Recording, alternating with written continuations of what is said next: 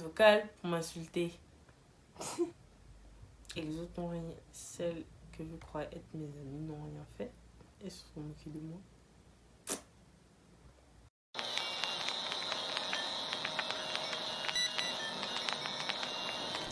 Bonjour, je m'appelle Shekina, j'ai 15 ans, je suis lycéenne et je suis là pour vous parler de l'expérience que j'ai un peu vécue par rapport au cyberharcèlement. J'ai toujours aimé faire les photos, ça c'est mon truc, le maquillage et tout. J'ai toujours aimé partager ça sur Instagram. Ça fait beaucoup, on va dire, ça fait 2-3 ans que je suis sur Instagram. Et jusque-là, j'ai pas eu de problème jusqu'à on va dire cette année. Et je n'aurais jamais pensé que le fait de publier des stories ou faire des publications m'aurait apporté autant de problèmes. J'ai subi mon premier harcèlement lorsque j'étais avec Coco. C'est quelqu'un que j'aimais beaucoup jusqu'à ce que ses amis s'en prennent à moi. Je sais pas pourquoi, j'ai toujours été gentille avec eux. C'était un jour comme ça, je dormais, je me suis réveillée et puis j'ai vu parmi mes messages plein de screens, des photos que mes amis m'avaient envoyées. J'ai aussi vu que j'avais été ajoutée dans un groupe WhatsApp et qu'ensuite, comme je dormais, j'ai été retirée. Parmi les messages, il y avait des insultes qui m'étaient destinées. Et parmi les photos et les screens, c'était par rapport à Coco et moi, qui disaient que c'était qui avait toujours des ex, bordel et autres. Mis son statut, et puis on va dire ça tourner et encore. Et les gens ne faisaient que venir m'insulter et dire que voilà, j'étais ça. La deuxième fois, c'était encore dans un groupe un de mes amis avait créé. Et les membres du groupe ont commencé à s'en prendre à une de mes amies. Et j'ai essayé de la défendre, mais apparemment ça n'a servi à rien. Ils s'en sont pris à moi aussi. Ils ont commencé à nous insulter toutes les deux en disant une bordel, des fois une autre bordel, vous complétez. Et ça a continué jusqu'à ce qu'on commence à retirer des membres du groupe. La troisième fois, c'était avec Pablo Escobar. C'était quelqu'un que j'appréciais beaucoup, en qui j'avais énormément confiance. Je ne sais pas trop ce qui s'est passé ce soir-là.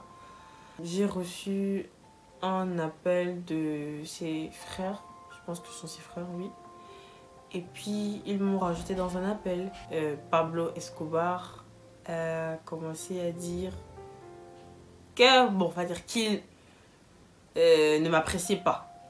Par la suite, une de mes amies qui m'a envoyé un screen du statut de plusieurs personnes. Donc, plusieurs personnes avaient screené la même chose.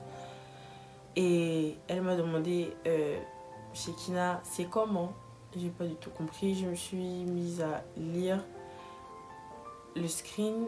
Je me suis rendu compte que c'était Pablo qui avait fait ça et qui avait mis son statut pour je ne sais quelle raison. Jusqu'à présent, j'ai pas eu de raison. Et ça m'a poursuivi parce que on va dire qu'il connaissait, qu'on avait à peu près les mêmes contacts, donc il connaissait beaucoup de personnes qui me connaissaient aussi. Ça m'a poursuivi jusqu'à mon école. Et les gens se moquaient de moi. Par la suite, j'ai reçu plein de moqueries parce que suite à ce que Pablo avait fait, ça m'a poussée à m'auto-mutiler. Ce soir, j'étais extrêmement, on va dire, j'étais triste, en colère. Et je comprenais pas pourquoi il avait fait ça. Et à cause de ça, on va dire que les gens me prennent pour une déséquilibrée. et ils se moquent beaucoup, que ce soit en face ou sur les réseaux. Ils se moquent beaucoup de moi, de mon bras, du fait que j'ai des cicatrices, ils me comparent à certains animaux qui ont des rayures sur le corps et ils font plein d'allusions au fait que je devrais aller dans un hôpital psychiatrique parce que je m'amuse souvent à publier plein de statuts quand je veux un peu vider ma tête. Et il y a plein de personnes qui screenent ça, bien évidemment, et qui ensuite mettent sur le statut et ils écrivent en bas toujours « Elle a quoi celle-là? Pourquoi elle fait ça? Oh, mais elle a quel souci? Oh, faut te calmer. Oh, elle est folle. » Par rapport à ça, il y a beaucoup de personnes sur les réseaux qui ne m'apprécient pas et donc qui font circuler des rumeurs sur moi. La première, que je suis une bordel. Je reçois ça un petit peu quotidiennement. Certaines personnes, je ne citerai pas le nom, des fois pour m'embêter, ils chantent une chanson, une petite traîne, je peux la chanter. Une petite traîne qui fait du genre Apolli pour toi, bordel, bordel, à plusieurs reprises. Et ça devant des gens. La deuxième fois, c'était à l'école. Une fille qui s'est amusée à publier une vidéo avec des contenus très inappropriés en mentionnant mon nom en bas.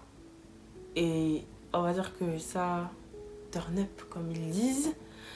Et ça m'a poursuivi jusqu'à dans mon WhatsApp. Il y avait plein de personnes qui sont venues m'écrire en disant que ah donc c'est toi, tu es genre elle a pris la vidéo d'une fille, elle a dit que c'était toi. Oui. Ok. Ils disaient que tu fais juste des bordels, je savais que t'étais comme ça, des trucs comme ça. Et puis voilà, vocal pour m'insulter. Et les autres n'ont rien. Celles que je crois être mes amies n'ont rien fait. Elles se sont moquées de moi. Ça m'a rendu un petit peu renfermée, même si ce que je mets en statut prouve le contraire. Ça m'a rendu très renfermée. Je parle plus trop aux gens. Ça me rend limite un peu agressive avec certaines personnes. Quand je vois que quand je ne te sens pas du tout, je deviens agressive, je m'énerve tout le temps. J'ai tout le temps les nerfs tendus, je pleure beaucoup. Je sais que je peux peut-être vous ennuyer, ou vous pouvez penser que oui, je parle beaucoup, même si c'est un peu le cas. Mais les gens ne se rendent pas compte que par l'effet de foule, ils peuvent blesser des gens en faisant plein de trucs comme ce que je vous ai un peu cité. Il ne faut pas négliger, c'est très important. Et je pense que pour les jeunes, on va dire d'aujourd'hui, de se moquer, c'est limite devenu une mode. Je pense qu'ils ne se rendent pas du tout compte parce qu'ils sont protégés par leur écran. Du coup, pour eux, ça leur fait rire de faire souffrir les gens volontairement. Et je sais que ce qui m'est arrivé n'est pas complètement de ma faute, mais j'avoue que j'aurais quand même pu mieux me protéger. C'est pour ça qu'il ne faut pas divulguer vos données n'importe comment. Il faut aussi savoir avec qui l'on marche. Il faut savoir vraiment distinguer le vrai du faux. Savoir qui sont nos vrais amis. Parce qu'il y en a qui peuvent vous trahir. Et il ne faut pas donner vos numéros à n'importe qui. Parce que c'est comme ça que ça a commencé pour certaines personnes. Donc. Et aussi, il faut faire attention à ce que vous mettez sur les réseaux. Il faut faire attention à qui vous envoyez vos photos. Et il ne faut pas dévoiler ou divulguer toute votre vie sur les réseaux. C'était Shekina aka Sri Lanka. Et n'oubliez pas... C'était quoi Cliquez. Attends, pensez avant de cliquer. Voilà.